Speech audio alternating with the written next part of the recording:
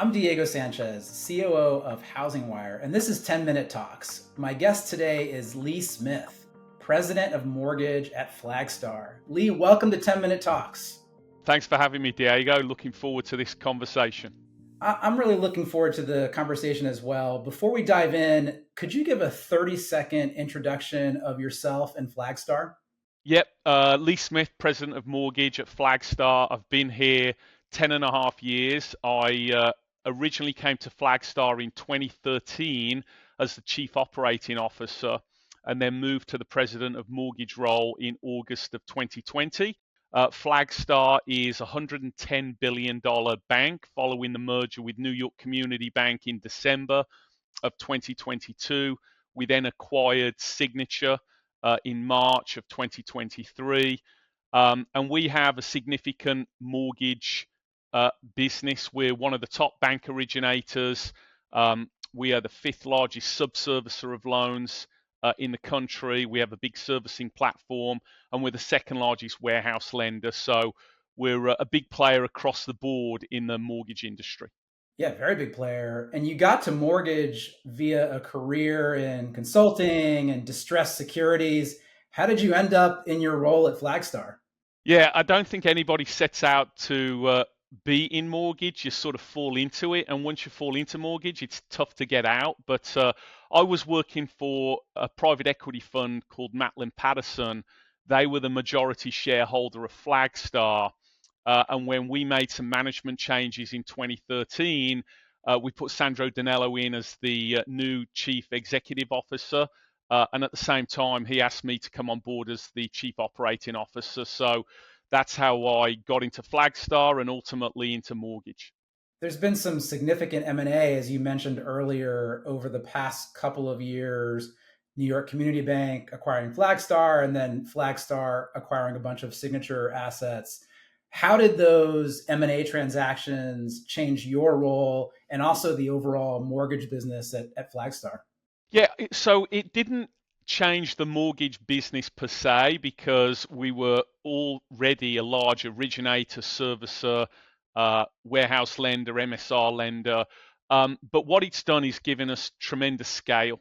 We were, prior to the NYCB merger and then the acquisition of Signature, Flagstar was a $26 billion bank. And as I say, we're now part of a $110 billion bank. So we've got a bigger balance sheet, more capital, more liquidity, more firepower.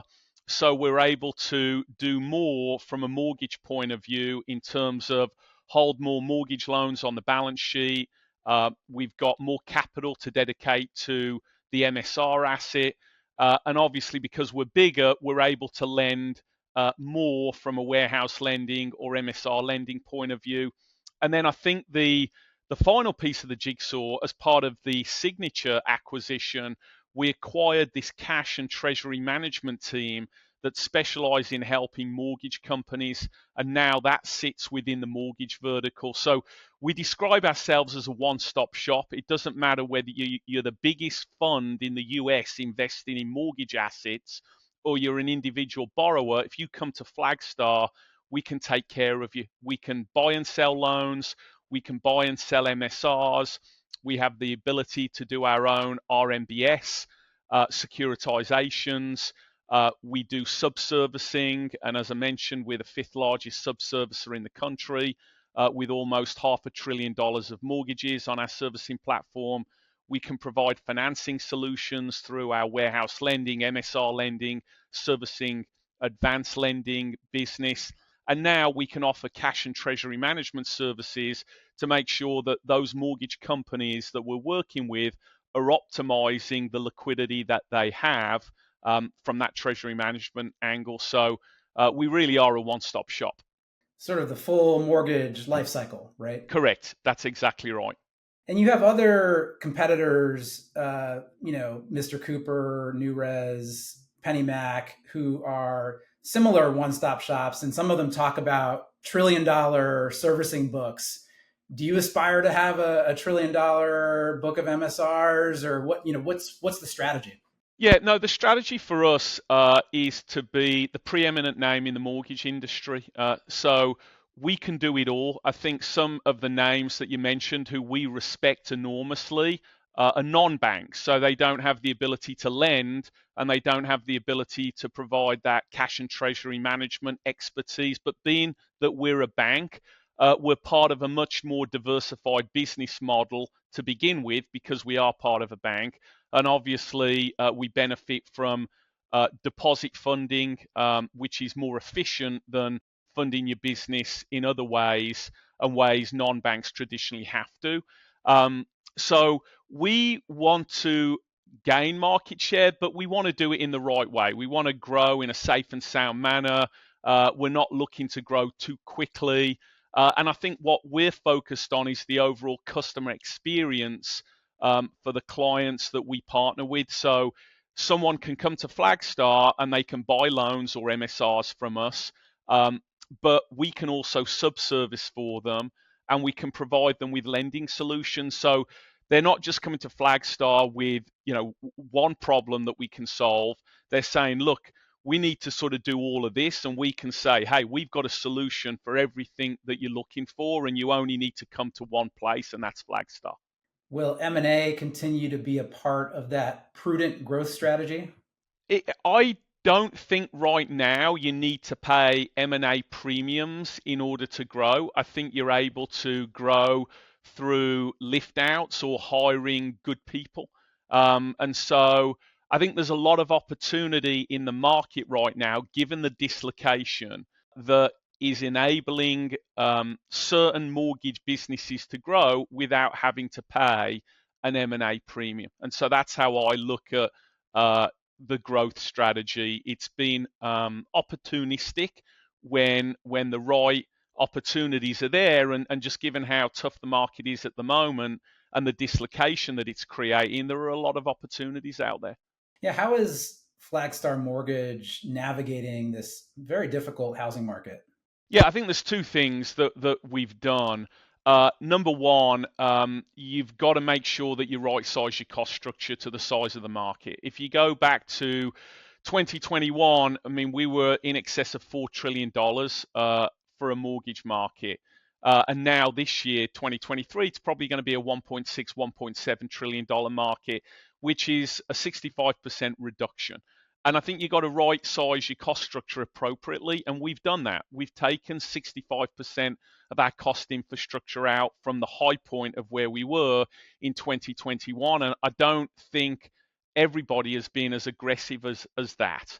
And the Fed has said rates are going to be higher for longer. So 24 is going to be a tough year as well. And you've got to make sure that you're solving for profitability, not market share. You've got to be focused on profitability. So you've got to get that cost structure in line with where your revenues are. I think the other thing that we've done, as I mentioned, is we've got that diversified mortgage model. So while the origination business is tough, the servicing and subservicing business is doing very well. The MSR asset is worth a lot more in a rising rate environment, and our mortgage finance business and the cash and treasury management part of the mortgage verticals are performing nicely. So we've got that diversity within the mortgage vertical, as well as having that diversity across the entire bank model, which is helping us in this rising rate environment.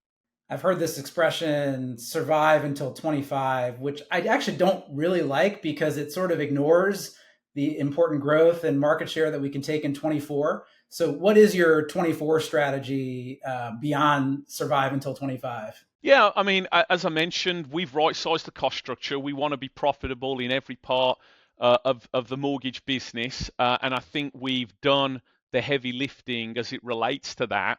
And we want to make sure that we're just providing our customers with the best experience possible and making it as easy as possible for them to do business. So I don't like the impression or the saying either, survive until 25. We've been in the mortgage industry 35 years. Flagstar is not going anywhere. So we will be around in 24 and 25 and beyond. And we're here to serve our customers. I think you are going to see further consolidation and dislocation. And when those opportunities present themselves, and if it makes sense, then we'll look to take advantage of those opportunities. Lee, this has been a fascinating conversation. You're actually a featured speaker of ours at the gathering coming up in April 2024. I look forward to continuing to hear these amazing insights. Diego, thanks very much for having me, and I'm very much looking forward to the gathering in April. All right, happy holidays. Happy Thanksgiving.